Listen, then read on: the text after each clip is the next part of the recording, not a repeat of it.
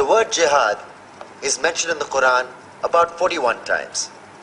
The words mercy, peace, and compassion are mentioned about 355 times. Yes, come in. Come on in, Riaz. Sit down, please. Contrary to popular belief in most Western cultures, Islam is a religion that preaches peace and tolerance. Yes, Patricia.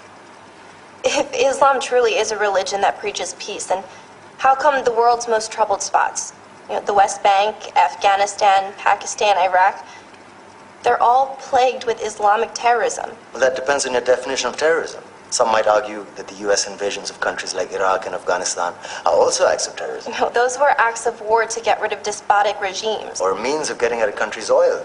Conspiracy theories. Well, May I? Yes, please. Go ahead, Riaz. Mr. Khan is right.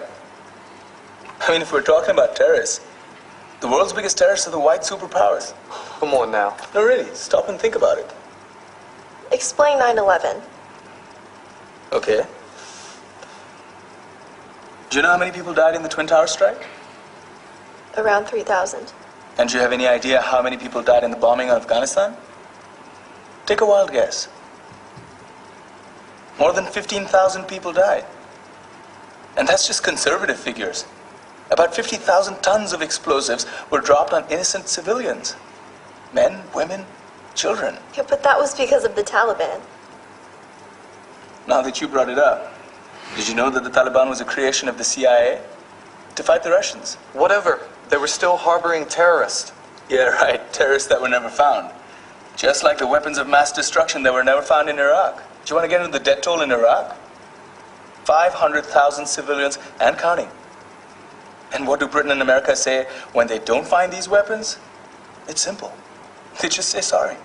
And still refuse to relinquish control of these countries. What are you trying to say? What I'm trying to say is that just because you're American, wear a fancy suit, and call yourself the president, doesn't make you any less of a terrorist. I'm saying that if you don't stop meddling in other people's countries, you will face a backlash. If Muslims like you feel that way, then why don't you get out of our country? We will.